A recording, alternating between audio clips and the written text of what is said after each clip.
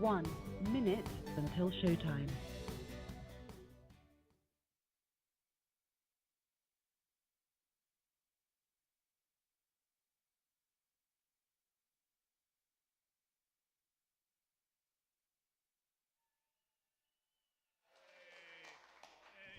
Let's see. Hold on a second here. Hey, that was a. Let me get hooked up. 101? That was a 101. That's not too bad. You want to go for 102? Yeah, let's try it. Let's go for 102. See if we get.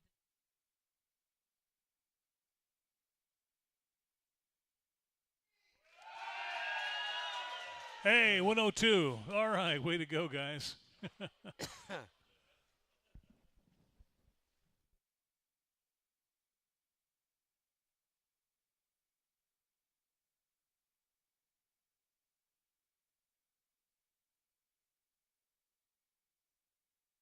Your show will go live in 5 seconds. 4, 3, 2, 1.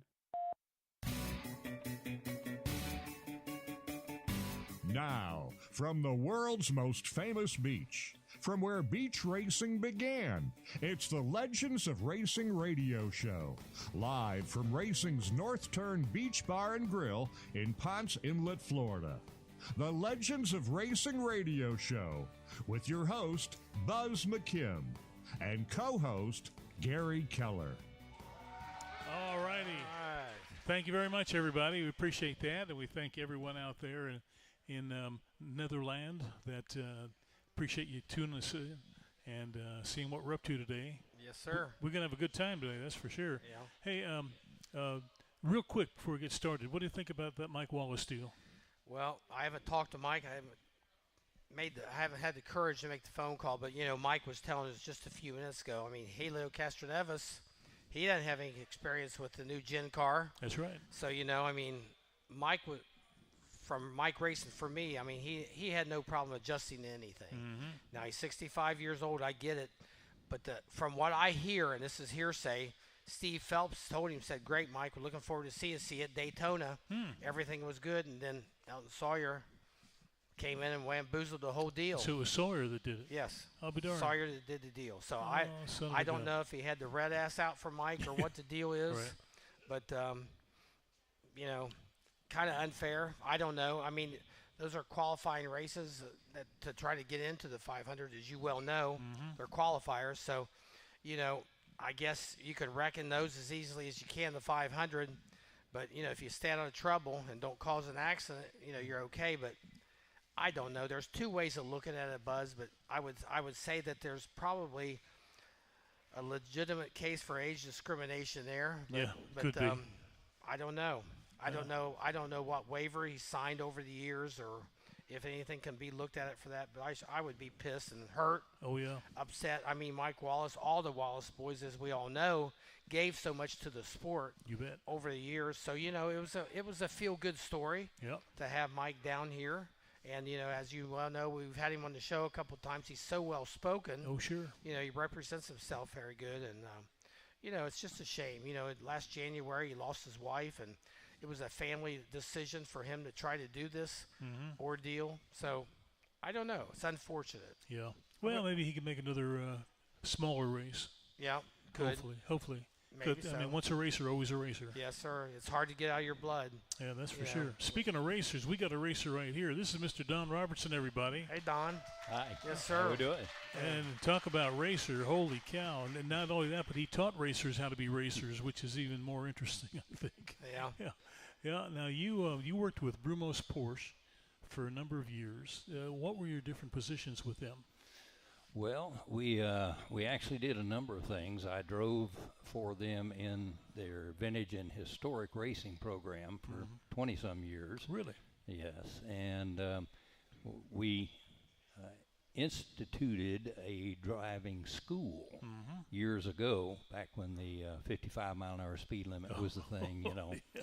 And so basically, Bob Snodgrass, who was running the operation at that time, in talking with Peter Schutz at Porsche over in Germany, said that they should come up with a program, some way for their customers to be able to experience their cars when they got it, that kind of thing. And the Reader's Digest version is Bob tasked Hurley and I to put together a plan for a driving school That's for Hurley all Haywood, their customers. right? That's Hurley Haywood. Wow, only about the greatest endurance driver we've ever produced. Exactly. Yeah. Yes. 10-time winner between Daytona, Sebring, and Le Mans. Jeez. So what tracks would they affiliate with to do the driving experience? Well, I think I heard they did Mid-Ohio several times. Well, no, what we did was we actually had the school initially at Roebling Road in Savannah, the road course up there. Ran it up there for several years. It was difficult because the place was always busy on the weekends, you know. And but we would do the schools up there, but it required everybody traveling up to Savannah for 2 days, and so we ended up at some point down the road. There's a bunch of stuff in between, but I ended up with the National Hot Rod Association running their company-owned racetracks, and so I was in Gainesville. I'll be darned. And we had the room and the facilities, and so we moved the Porsche school down to Gainesville Raceway. I'll be darned. And then ran it down there for the rest of the 31 plus years that we did the school. Yeah. So you've definitely been a Porsche guy beyond a shadow of a doubt. Porsche have been very, very good to me. Yes, sir. I have to ask you. I've had one Porsche in my livelihood, and it was a Porsche 928, and I loved the old car. It caught fire and burnt, but you know, it was still a great car. Yeah. One of a kind. Yeah, those were really unique. They were much maligned, but they were fabulous cars. Yes, they were. Yes. Yeah. Ride wasn't too good though. Oh no. No. The suspension a little rough. Yeah, it was. Oh my gosh. Yeah. That's something. And not built for a big guy. That's for sure. Yeah. A little difficult to get in and out. So what of was your sometimes. favorite Porsche? Oh gosh, that's a hard question. That's tough. Yeah. Yeah. Hurley's answer to that is always the next one. They're always getting better. I still have one of the original 13 Boxster S's. Do you really? Really? Yeah. No kidding. Yeah, one of the launch cars for that program. That was a great little car, wasn't Oh it? yeah. It's spectacular. I know Jim France had a Boxster for a while. Yep. Yeah. Those were hot when they first came out. Oh boy. Oh yeah. Yeah. And they mass produced them, but I mean they were a heck of a car. You know, good ride. You know, sporty. Do everything well. Yes, they did. Just a great all-around car. Yes. Yep.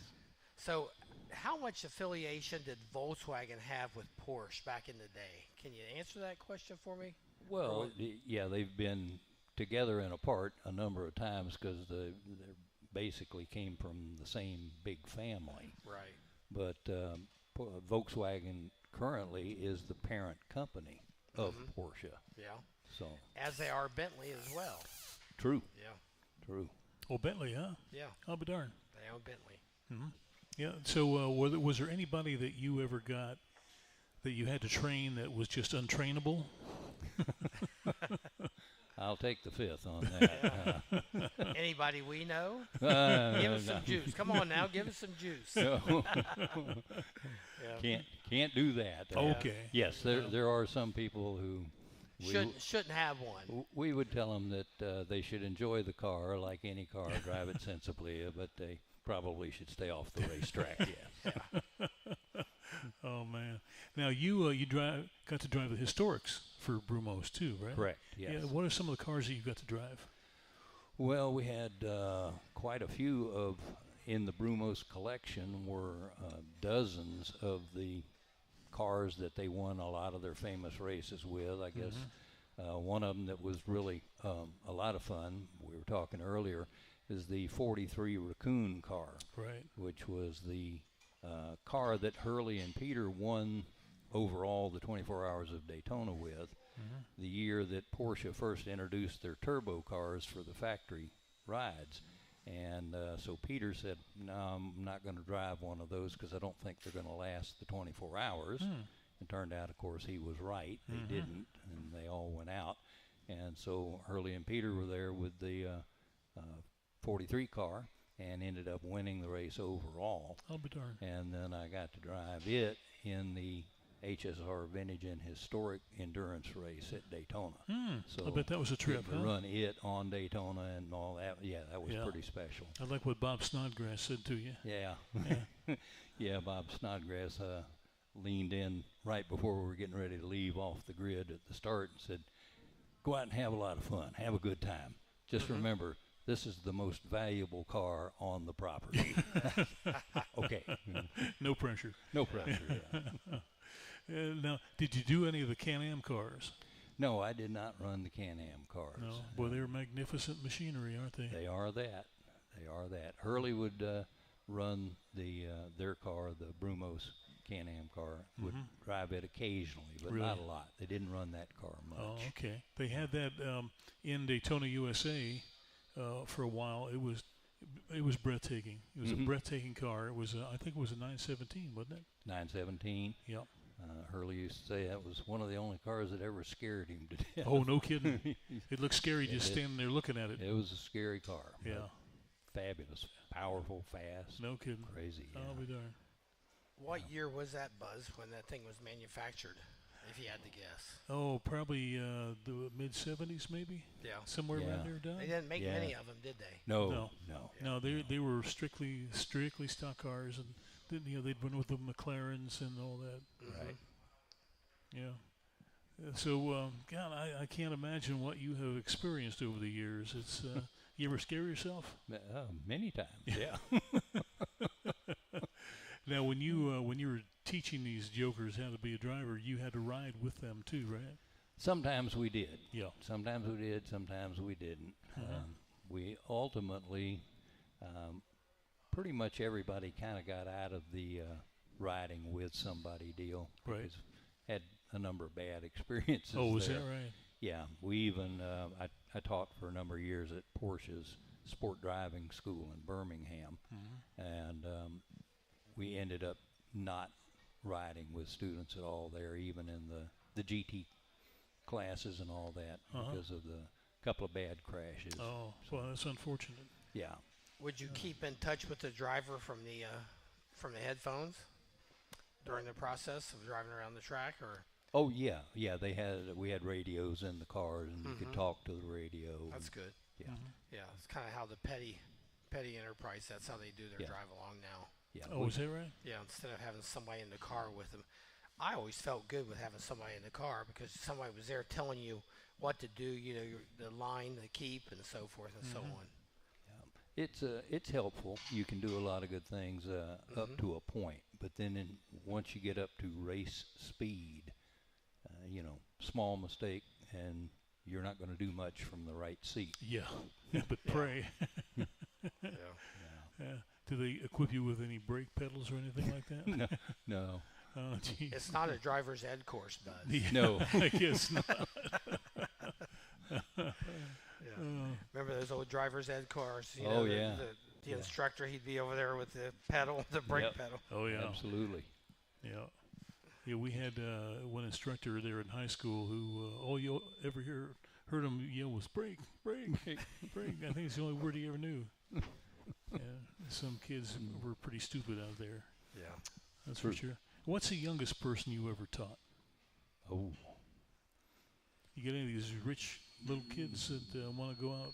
We had quite a few that were just barely old enough to have a license. Really? Yeah.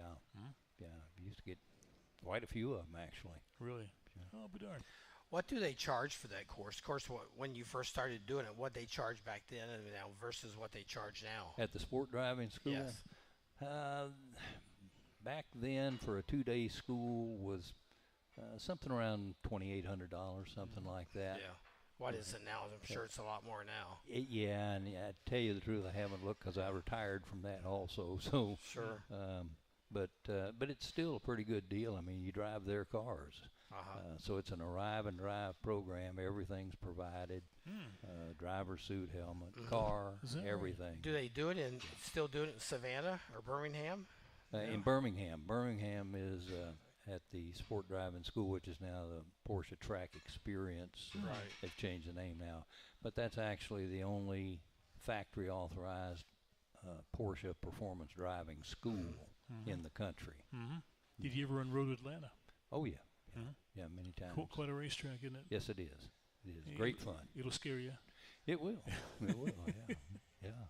Yeah. It, Mid-Ohio, Watkins Glen, they're all fairly similar in that they're very technical racetracks, and with a lot of elevation changes. I like Birmingham also. Birmingham reminds me a lot of Mid-Ohio. Oh, really? A couple of weeks ago, we had a gentleman on the show.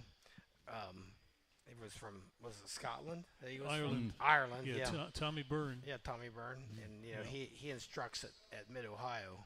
Okay. Are you familiar with Tommy? No, I'm not. Yeah. Quite a character. Oh, boy. Yeah. He certainly was. Yeah. Yeah, he said his lifestyle only cost him about $100 million. He had a deal with McLaren, and he was a little bit too wild for them. So he was right on the verge of Formula One. And it just he got right to the door, was knocking on the door, and it just never did work out for him. That's really something. But now you've run Watkins Glen, right? Oh, yes. With the Historics? Yes. Oh, that must be fun. It is. Wow. It's a ball. I can't imagine. Your favorite track? Oh, gosh. They all have character. They all do. I'd probably toss up between Mid-Ohio and Birmingham. Oh, really? Yeah.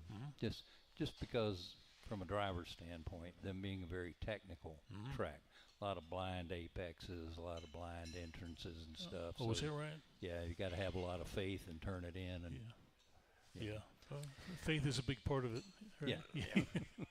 We ran the Cup cars, the Xfinity cars at Mid-Ohio. I felt like Mid-Ohio really just didn't fit. It wasn't a good fit for the Cup cars, I didn't think. But they still race it.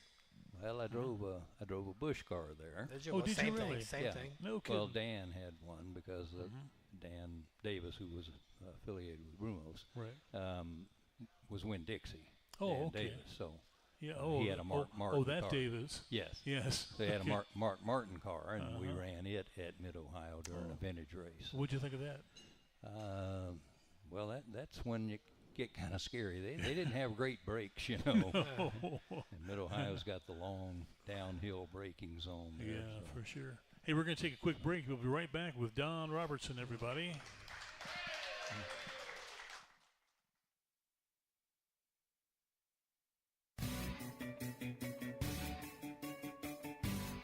The caution flag is out. Time for a break. We'll be right back with the Legends of Racing radio show. Racing's original North Turn is our broadcast headquarters. If you're looking for a good drink, great entertainment, and the best in food, they're right on the beach at Racing's original North Turn. Come on down to dinner tonight. Here are a couple of testimonials. These are actual testimonials from people who have enjoyed the North Turn. Been there many times, always great food and drinks, great location on the beach. And another, what a great experience. It's my new favorite restaurant in the Daytona Beach area, Racing's original North Turn on South Atlantic Avenue. That's A1A in Ponce Inlet, about 3.2 miles south of the Dunlawton Bridge and A1A intersection. It's Racing's original North Turn, a restaurant, museum, bar, gift shop, live music. That's Racing's North Turn. Thanks to you, the original North Turn Beach Bar and Grill has been voted top 10 beach bar in Florida year after year after year. We're back from where it all began. Racing's original North Turn Beach Bar and Grill. The Legends of Racing radio show continues with your host, Buzz McKim, and co-host, Gary Keller. Oh, thank you so much, everybody. Appreciate that. Appreciate those applause signs there, guys. You're doing a really good job there, for sure. Very well. Yeah. How long did it take you to get the hang of that, Dave? Still working on it, huh? Okay. Well, yeah. There's no. It's such a good paying job. You got to keep it. Yeah. Oh yeah. That's for sure. Yeah. For love of the game. This segment's being brought to you locally by Daytona Flea and Farmers Market, voted one of the top 5 markets in the country by USA Weekend. And visit our Shop Now network and our Shop Now at Daytona Flea and Farmers Market Facebook page for the latest in vendor tours. And here's something kind of neat. On January 28th, the Living Legends of Auto Racing, they're going to have their meeting at the Drive-In Christian Church right up the road here in A1A. And Ken Schrader is going to be the guest speaker, and it's free. And it should work out really, really well. Schrader is a character. And we're tickled to death that he's going to be there, and I'm going to try to talk him into coming on the show if he's going to be in town that Friday. I'd love to have Schrader here. That'd be awesome. Yeah. We'd Yeah. like that. I like that a bunch. And also, the Florida Short Track Racing Legends Reunion is having a car show at New Smyrna Speedway on Sunday the 26th from 12 to 4. Show cars and race cars, and they'll be voting for the best looking car and fans' favorites and all that sort of thing. There's going to be a swap meet, and it should be a lot of fun. New Smyrna Speedway. Yep. Yep. So it's Another promotion Yep. by our gal. That's right. Yeah, the Energizer Bunny. Yep. Yeah. She just never quits, does she? No, she never stops. No quitting her game. Nope. Hey, we got Rich here, and Rich has got a question. And he's a racer. Yeah. He's a road racer. Rich is a racer. Yeah. Hey, I'm excited you're here. Just this first 15 minutes or so, you're bringing forth a lot of memories to me. I've raced most of the tracks you're talking about. I know the cars, the times. It just brings good memories. And I look back at your story, and I'm thinking, God, I wish I'd have led that life. I mean, hanging around with Porsche, hanging around with Hurley Haywood, driving all these great cars. Super. What a gig. Yeah. I've got a couple of questions for you. One is, did Porsche have an arrive and drive? You buy a Porsche, and then you show up and pick it up at that spot and get a run? I mean, Well, Porsche, of course, had the factory delivery program over in Germany that you could go over there and do that. We kind of had it, but it was just part of the school deal with Brumos, was that people would come from all over the country to buy their car from Brumos in order to get the school that went with it, because that's how you got the school. If you bought a new or used Porsche at Brumos, you got the school included in the package. And so lots of people would come down and set up delivery on their car to pick it up like Wednesday or Thursday, drive it around a little bit, and then take it to the school, go through the school with it, and then drive it home. So it wasn't exactly a factory program, but it was a dealership type thing. and second question here is, are they doing any of that now that the North American headquarters is in Atlanta there by the airport? What they have out there is what's called an experience thing. It's not a school, Okay. but there are a number of neat track type opportunities that you can get out, and they've got a skid pad, and they've got handling courses, and you get some instruction with it, but basically it's a way for you to go and experience the car at the limit and really drive it hard. But it's not a school. They make that Yeah. clear. The only official performance driving school for Porsche is the one in Birmingham. That's good. I've worked some with BMW, and of course they've got their operation there in South Carolina, and they have that. Boy, do they put on a big deal. You buy an M model car and you say, I want to pick it up at the factory, and you get there and the big sign out front, welcome Mr. Jones or whoever it is, yeah. your BMW so-and-so's ready. You walk in, there's a guy with a driver's suit on. He's saying, hello, how are you? You know, we're ready for your car today. And they've got and it's an experience in the back. It's not really a race course. Right. And, but boy, do they sell a lot of cars, because somebody gets first class A1 treatment. I mean, it's just beautiful the way they do that. So I was just wondering, I guess there's one more question. You've been with Hurley Haywood. You've been with him in the pits. You've been with him driving cars. You've been beside him. Tell us one little story on Hurley, a good one. Oh. Oh, gosh. I don't know. I'd have to think about that. There's so many years. But Well, he's one hell of a race driver, and his reputation is absolutely spotless in the community. I thought you were going to tell us one story. No. But, well, I don't have a bad story about him. He actually is a great guy, and his public persona is just Hurley. Yeah. So that's him. I guess the story would be he's one of the true, authentic people. Well, he's out there. always been a gentleman's gentleman for Yes, sure. a perfect gentleman, and just a great guy Well, I'm to work sure you're with. the same way. We can't tell any stories on you either. But thank you for being here. This is really a treat for us guys right here. This is great. Thank Thank you. you. Thank you. I appreciate it, Rich. Thank you. Now, Brumos has a fantastic museum in Jacksonville. Could you tell us a little bit about that? Yeah, I can. It's Dan. After Bob died, Dan had been partners with Bob at Brumos. When Bob passed away and Dan took it over and everything, and continued to grow the collection, the Brumos collection. When Dan sold the dealerships to Fields Automotive Group, and he did not sell the Brumos name. That stayed with him, and he took the collection and said, I'm going to build my own personal museum. And the architectural style on it actually looks like the old Ford Motor Company plant. Really? That was in Jacksonville. Oh my gosh. Right there by the Matthews Bridge. And he's got one of the cars that was produced in that plant in his collection out there. Kidding. But so it's a really neat building. It's beautifully done, and a spectacular collection that covers a number of different areas, because Dan's a big collector for the Miller cars. Yeah, right. And so he's got a lot of the Miller cars. He's got some board track stuff Is there.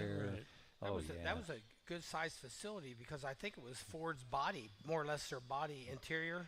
Yeah, it was a big building. Factory. Yeah. Now, obviously, his isn't that big, but the architectural is the same. And when you talk about the Fields Group that purchased, his past, more or less, that's the Field Motor Group out of Orlando too, right? Yeah, it's the family. BMW, Rolls-Royce, et cetera, et cetera. Right. Big name. Yes. Big money. Yeah. Oh yeah. That's all it takes is money. Yeah. That's all it takes. But money Dan talks and bullshit walks. and that Olin, that's an Olin. That's Owen would say that. Dan does a lot of the restoration stuff and maintenance and everything there at the collection at the museum. Is that right? It's absolutely worth the trip. Well, Dan Fields? No, Dan Davis, who was Brumos. Okay. Yeah. But the Brumos collection, the museum up there, is absolutely worth the trip. And it's just right up there in Jacksonville, about an hour away. Yeah. Yeah, you can make it about an hour on the south side of Jacksonville too, right? Correct. Yeah. Yeah, so we ought to get a group up there and go check it out. Yeah. Most definitely. Have a field trip. Darn right. Yeah, that'd be super. You can drive the bus. All right. Now, you knew Peter Gregg pretty well, and then Hurley. There was a lot of differences in their personalities and the way they went about their racing, but yet they made it work. They did. They did. They were a great pair. Yeah. And they met at an autocross. Oh, really? In Jacksonville University. Is that right? When Hurley was at school there, he beat Peter at an autocross. No kidding. And Peter came up to him and said, "Hey, kid, we got to talk here. If you can beat me, you got a future here." That's amazing. Yeah, I was there in '73 when they won the 24 hours overall in that little Porsche. And, they're running against all the big factory entries and everything, and that little Porsche just kept chugging along, and they won. Yep. It was a remarkable feat. Yeah. Tell us a little bit about your past. Growing up, what got the racing bug in you? Oh, well, I guess like a lot of kids that age in my early teens, it was, hot rod magazines and everything, and started out in the drag racing. And when I got old enough to drive the car, at least that was my story, I was old enough, and started going out to the old Thunderbolt Raceway. Oh, no kidding. Oh, yeah. Uh-huh. Yeah, and so got involved in driving, having some reasonable success with that, and I was in a car club, and the owner of the drag strip of Thunderbolt came to our car club and said, hey, how about you guys on a club project? Y'all come out and be the race staff at the track, and I'll donate some money to your club and that kind of thing. So long story short, ended up the announcer and race director there was also the maintenance guy for the timing system. Oh. He had to take off one day and go do something on the timing system, and he threw me the microphone and said, "Keep the race running." Okay. Where are you from? Well, I was born in Atlanta, but I grew up in Jacksonville. I see. Okay. And so I decided, well, it's my chance to have a ball, so I'll just have fun with it. And first thing I know, the owner came up, wanted to know who was on the PA system, and I thought I was in trouble. And he hired me to be the announcer and the race director there. Oh, son of a gun. So that started my management career in motorsports. Isn't it amazing how fate has a way of just making things right? Yeah. It's really something. So we got to go to a break and then come back with Tony? That's right. Yeah, we're going to have a break, and then it's Tony time. All right. All right. The caution flag is out. Time for a break. We'll be right back with the Legends of Racing radio show. At Beach Boys Embroidery and Tees, it's all about making you happy. Beach Boys Embroidery can customize your athletic golf apparel, caps, hats, badges, buttons, magnets, backpacks, bags, totes, clocks, watches, and of course, T-shirts. Sure, they're at 2033 South Ridgewood Avenue in South Daytona, and they're waiting for you to call now. 386-255-5880. Beach Boys Embroidery and Tees. Let Aloha Marine get you on the water with huge discounts on great brands like Bayliner, Carolina Skiff, Hurricane, Key West, and Regal. Pay as little as $169 a month with 10% down and approved credit. Don't wait. Get to Aloha Marine, 1700 North Nova Road, Holly Hill, Monday through Saturday. 47 years and always better than boat show prices. We're back from where it all began. Racing's original North Turn Beach Bar and Grill. The Legends of Racing radio show continues with your host, Buzz McKim, and co-host, Gary Keller. Oh, thank you so much. And there's our old buddy Tony. But before we go to Tony, we got a commercial. And this segment's being brought to you locally by Staples on International Speedway Boulevard. Anything for the office, they can do it for you. And also, if you want to check us out live, you can go to the Legends of Racing Facebook page. No, I'm sorry, it's not the Facebook page. It's the YouTube page. You can get to see us live, and then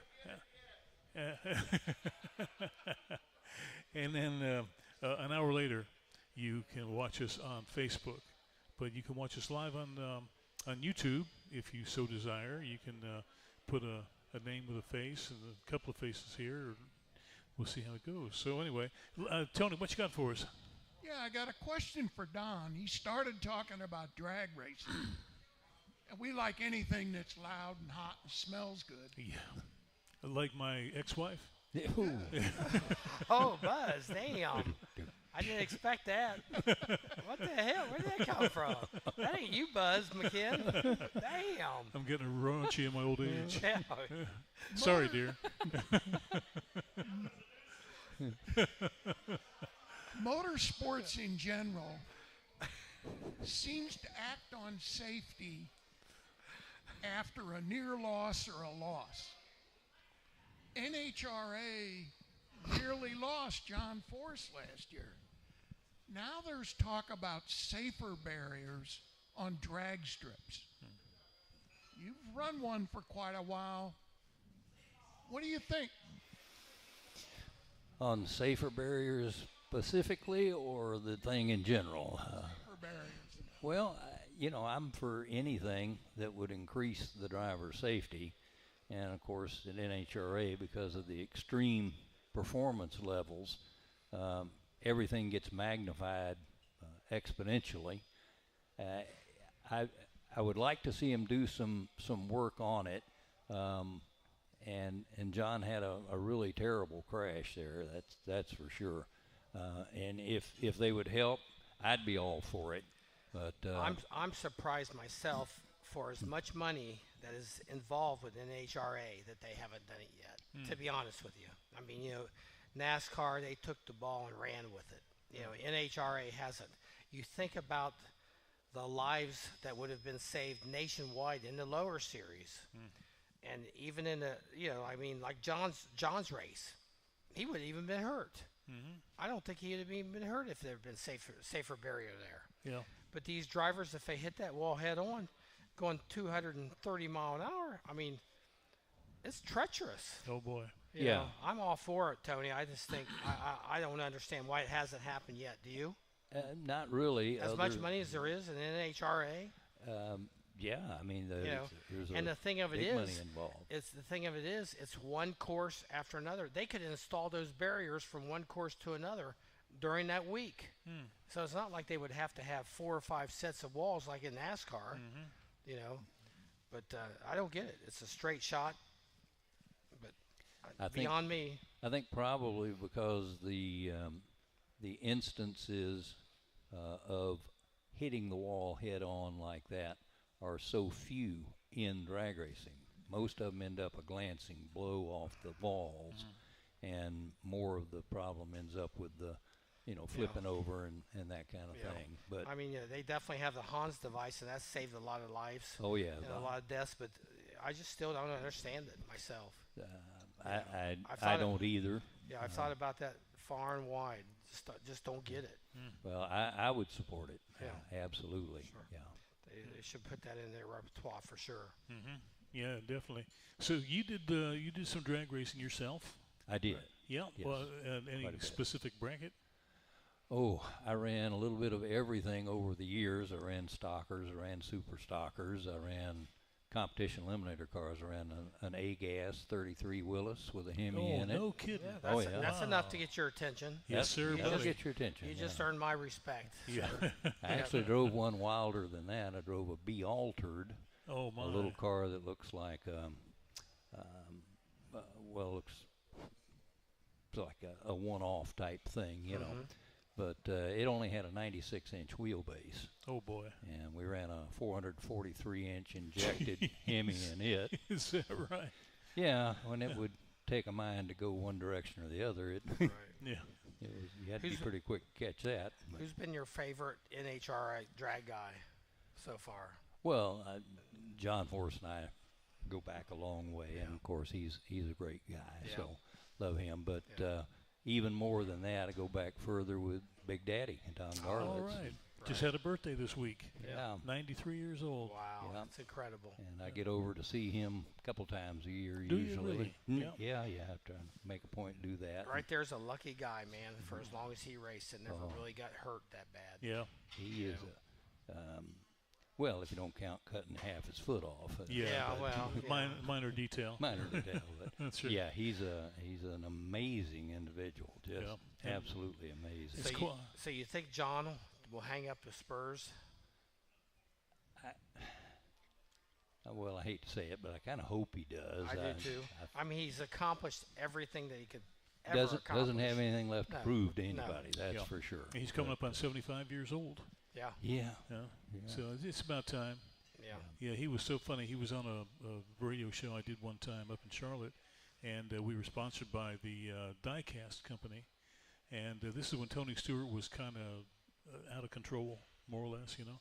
And there was a new Tony Stewart car that we were promoting. And John Force says, "Yep," he says, "you folks need to buy this car because one of these days Tony's going to be off his meds and he's going to punch somebody out and he's going to go to prison and that car will be worth a fortune." That was his idea of selling the car. Now Sounds just like him. I have a story to tell you about Tony Stewart. NASCAR came to Mike Wallace, of all people, as you know how even-tempered Mike is. Oh, sure. And they asked Mike Helton asked him, said, "Can you work with this guy?" Really? And Mike is the guy that kind of toned Tony down. I'll be darned. Yeah, story from the past. Boy, that's something. Yeah. Yeah, Tony was really out of control there for a while. Oh my gosh. But then he went to anger management school. Home Depot sent him to anger management. Yeah. They said, "Look, you're representing us, and you're going to have to behave yourself, or we're going to have to find somebody else." It's as simple as that. He was a rousing competitor, you might say. You know. That's for sure. Yeah. So, how long did you drag race? Well, I guess I've quit now. But from back in the early 60s, I guess I started on Thunderbolt around 63, 64, somewhere along Really? in there. Those Yeah. were fun times, weren't Oh, they? they surely were. Yeah. And then I went through, I drove myself for quite a while, and then got involved in track management, and ran the drag strip at Jack's Raceways for many years. So you found something that would pay you instead of paying it. Well, I say that I've been so fortunate that I spent most of my adult life without ever having to have a real job. Well, there you go. Running racetracks, race cars, and driving schools and all that. That's a heck of a deal. Yep. That's We'll be right back with Don gig. Robertson. Thank you. Yes, sir. The caution flag is out. Time for a break. We'll be right back with the Legends of Racing radio show. Daytona Flea and Farmers Market is still the one for great savings and the best variety. Whether you need flowers and trees for your home or you're looking for great prices on Daytona Beach souvenirs, the market is the place to go. The market features 1,000 booths, 2 air-conditioned malls, a restaurant, and 9 snack shacks. Hop's Grill features gourmet burgers and garden blend salads. Treat yourself to a great variety of brat and hot dog creations at the Dog House, or enjoy a refreshing drink at the Seltzer Oasis. The market is open every Friday, Saturday, and Sunday, and is 90% undercover, so you can shop rain or shine. There's never a charge for parking or admission. Enjoy our monthly classic car cruise-in on the first Saturday of every month, and garage sale weekend, the third weekend of every month. See all we have to offer at DaytonaFleaMarket.com or like us on Facebook. Discover Daytona's most unique shopping experience, the Daytona Flea and Farmers Market, just a mile west of the Speedway. We're back from where it all began, racing's original North Turn Beach Bar and Grill. The Legends of Racing radio show continues with your host, Buzz McKim, and co-host, Gary Keller. All righty. Thank you, everybody. We do appreciate that. We're here with Don Robertson, who's kind of done everything you can imagine as far as racing goes, and promotion and racetrack maintenance. Could you call it maintenance? Well, maintenance, operations. I was a track operator, so you did everything. You did everything. Yeah, clean the John if you had to. Absolutely. Hey, really. Needs doing. You got to do it. Sure. Well, this segment's being brought to you locally by Homewood Suites by Hilton over on Bill France Boulevard. And great place. Every room's a suite. And there's a great free breakfast bar and a free happy hour. So a really classy place, and they're nice people, and they like us. So if you have anybody coming to town, you want to hook them up in a special way, that's the place to do it. Homewood Suites by Hilton on Bill France Boulevard. And Bill Cushion has escaped the Great White North, and he's here to be among us. Hey, how's it going there, Bill? Hey, thank you very much. Yeah. Always a pleasure to see Bill. You know, I mean, he's I pay all these people to do that, by the way. You're so race worthy. I mean, he's an educated guy. Mm-hmm. You know? Oh, yeah. Don, I got a couple questions to ask you. I want you to put out your crystal ball out. I've talked to other guests that have been here. Being an old timer, I'm not really crazy about road racing that you've been doing with the cup cars and all, unless they made it a little bit more fan friendly. You know, they have Daytona Beach right here with a road course in the middle. And they don't seem to want to put cars out there and do it other than sports cars, but that's neither here nor there. How would you feel about an old-timer circuit with some NASCAR cars? You know, we had Jeff Bodine here a while back, and, you know, Bobby Labonte is driving, and Ryan Newman and stuff. Do you think that would catch on places where we could have, like, the golfers have an old-time circuit? And the seniors, seniors circuit. Yeah, actually, there've been a number of attempts to do that in the past, all 2 or it takes 3 is times. money, right? Money and plenty of it, yeah. The problem you have, of course, is like everything else, what it costs to operate a racetrack these days is staggering. And you whatever you're going to put in there, you got to try and cover the cost and make some money and make it worth doing. I think if you could put together a good enough program where you could get a TV package with it to help do something with the cost and do some other promotional things, probably would be a neat idea. You know that series that Ray Everhand had that went around the country? Boy, it came up to my area, Stafford, Connecticut, and it was a sellout. I mean, people were really nuts about it. And from what I understood, they rented the track and everything, so the track only got a rental fee. But I don't know who killed that, but somebody killed it because it's not there anymore. Maybe Buzz knows that or Gary knows who killed it. But, boy, I think people would go to that in a flash. Well, I'm kind of with you, of course. You know, I'm getting up there myself, and I like to reminisce and those kinds of things. But you've got to get enough of a general market audience to be able to afford to put the things on. And one thing about the programs that try it and end up dying, I've always told people, the reason the promoters quit doing them is not because they got tired of counting the money and carrying it to the bank. Yeah. Well, you know, what you have to think about, Bill, I mean, when the seniors golf tournament, just to give you an example, you've got low overhead, you know, with one individual golfer, okay?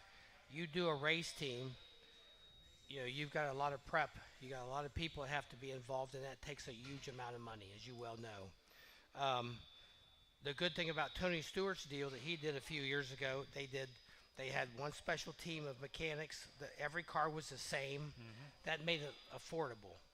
That series went over great. Yes. I don't know if they'll have it again this year or not. No. No, they're not going to? It's a shame. Shame. Yeah. Well, anyway, we can only think and only hope, right? Yeah.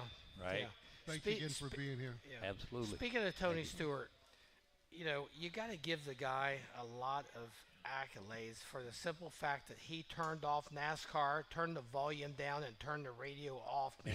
Yeah, he sure did. Did he not, Buzz? Yes, he did. And he opened up and turned the volume switch on loud and went to the NHRA, fell in love with the girl, you know, that was a racer, and the game was on, man. And he's doing damn good. Yeah. Very well. Yeah. Yes. Amazing story, isn't it? It is. Yeah. It is. Yeah, and he's always been his own man. Yeah. For sure. Yeah. Yep. Now, you were involved in a program called Beat the Heat, and that's one of the coolest things I've ever heard. Back in December, Don was inducted into the Jacksonville Motorsports Hall of Fame, and we were up there when they gave his bio, and then he did his acceptance speech, and I said to myself, man, I got to get a hold of that guy and get him down here. Yeah, so for sure. it just so happened that he came down to a meeting of the what? Motor Racing. There Heritage you go, Motor Racing Heritage. I found it, and I couldn't remember the name. Jeez. So I talked to him, and he said he'd be happy to come, and we're delighted to have him here today. Yeah. But could you give us a little overview of what Beat the Heat was? Sure. In a nutshell, and I have to now admit to another career that I had there too. You know, I did 20 years with the sheriff's office in Jacksonville. Really? And while I was there, I got involved in, surprisingly enough, the driver training and did a lot of work in law enforcement, tactical and high-speed pursuit driver training, and ran the academy program and all. But part of the deal we had up there, because I was at the same time involved with the racetrack, and we were trying to get some things going out at the racetrack. And in a meeting with the president of the city council at the time, he brought up to us that he wanted us to try and do something out there at the racetrack to get the kids off the street, because he was getting beat up constantly by citizens calling and complaining about the illegal street racing that was going on all over Jacksonville.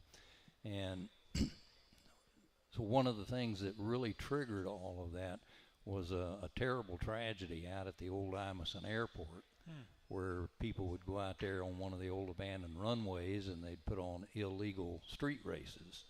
And they had a car out of control, went into the crowd, killed a number of people, little kids, and it was a really terrible thing.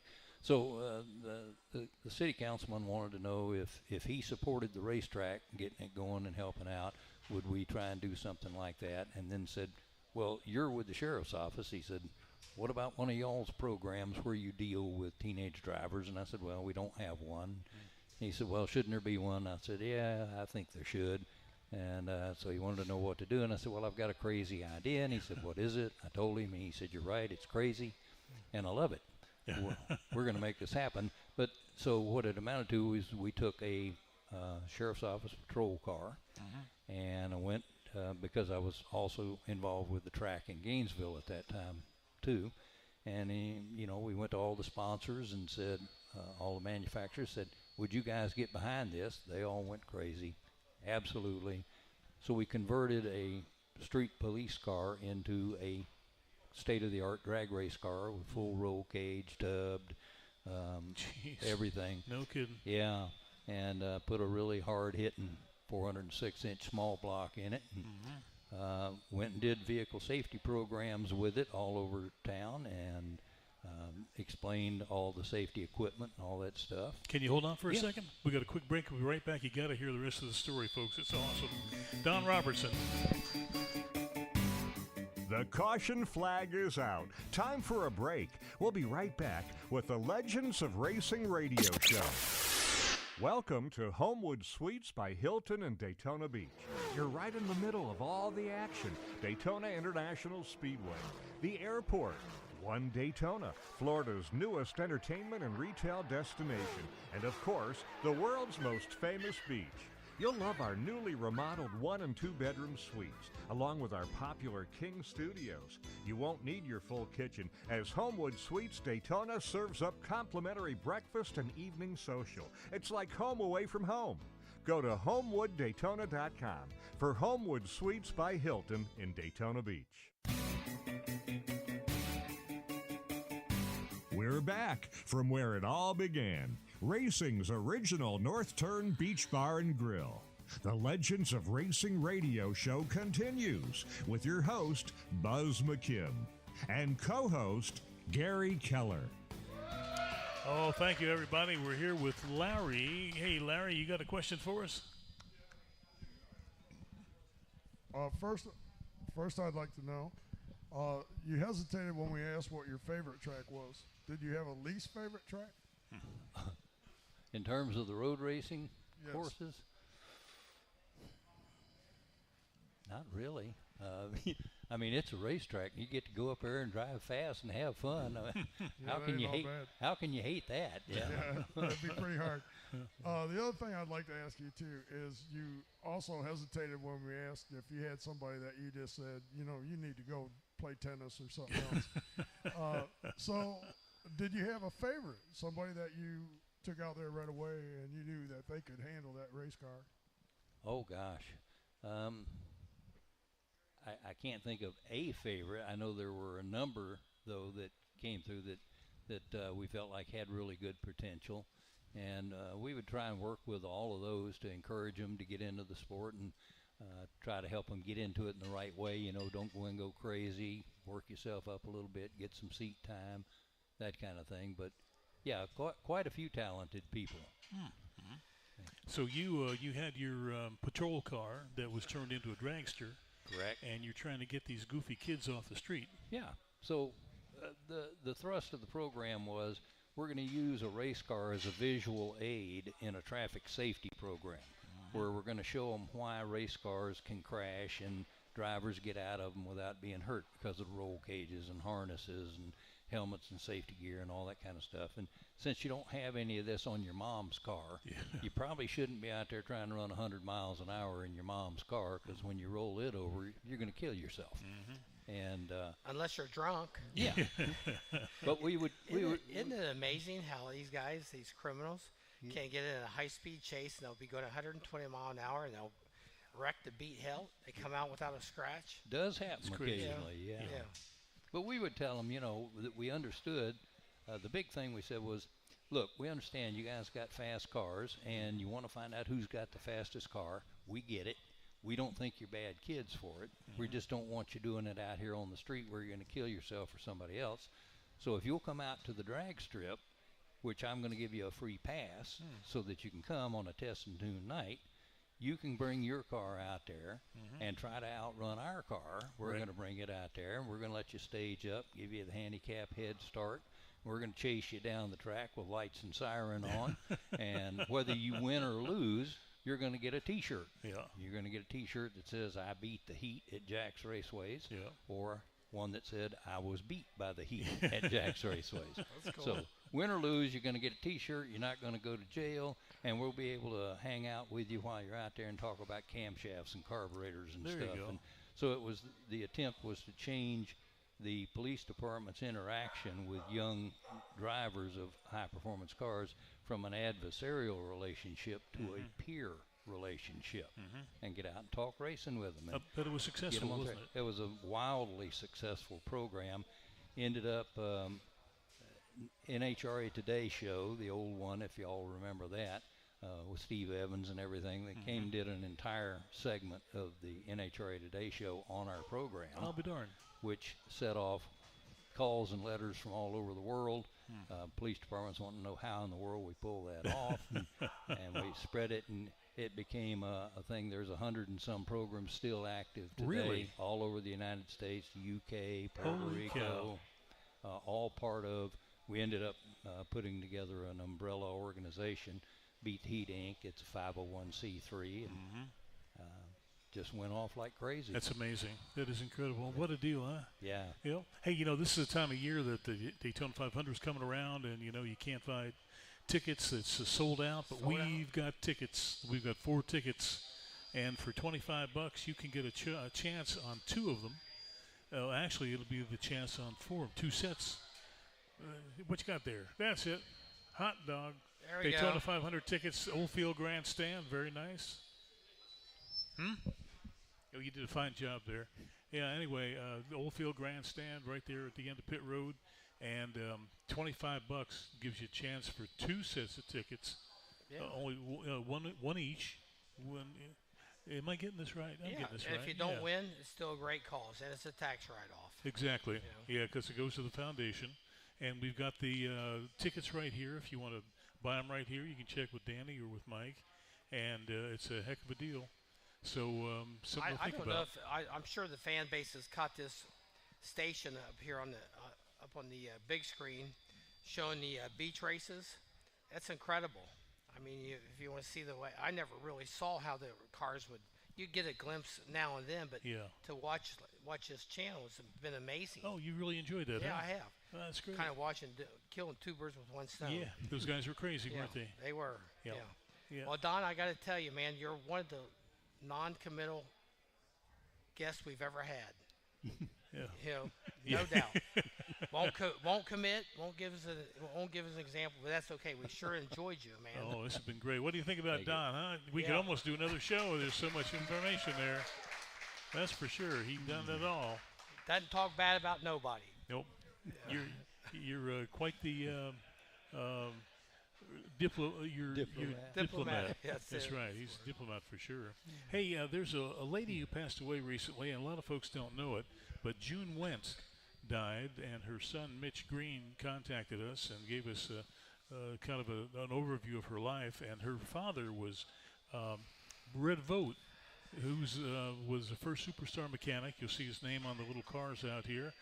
He's the guy who names NASCAR. He came up with the name NASCAR. And June spent her life keeping his history alive, and we're just so tickled. All his stuff went up to the Hall of Fame up in Georgia, up in Dawsonville, and she was up there not long ago, not long before she passed away, for the opening of the Red Vogt display. They redid his garage the way it was. He had a garage in Atlanta back in the day, and so through Cindy Elliott, all that stuff was put together, and it just worked out really great. And Mitch wanted to thank everyone for the love that they gave her over the years and the stories that they shared with her. And she's going to be buried in Arlington National Cemetery with her husband, the late William Wentz. So that's a fitting tribute to a great lady. Yeah. There's been a few great ladies that have passed away, namely one your mother. Oh boy. You know, and I sure miss her sitting there with your lovely wife. Yep. Yeah, we sure do miss her. Yeah, you think she would have enjoyed that joke today? Oh hell yeah, that was killer. Yeah. Don't ever become an ex-wife of Buzz McKinn. That's all I gotta tell you. Words of wisdom for the day. I didn't expect that. Buzz never talks bad about nobody. Well, she had it coming. It's okay. But Don, this has been wonderful, and we just can't thank you enough for coming on down and seeing what we do and being a part of it. And our next project is to get Hurley down here. Okay. Yeah. So if there, any way we can Pull coerce a him into string, coming down here, that'd be great. Well, he lives in St. Augustine now, doesn't he? He does. yes. Okay, that's good. Even closer. Yeah. Yeah, Right up worked the out street. great. Yep. So what are you into now? Are you doing anything special? One of the only things I do now, I'm at the Amelia Island Concours.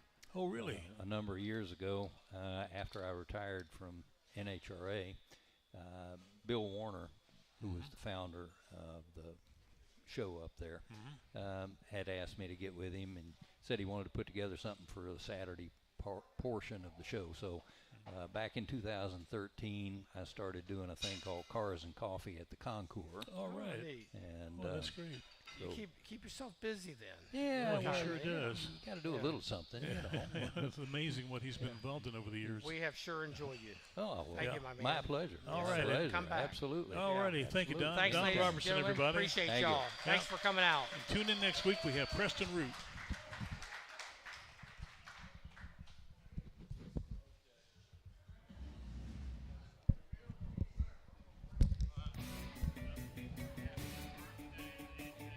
The Legends of Racing radio show originates live from the very spot where beach racing began, racing's North Turn Beach Bar and Grill. Join us next time for the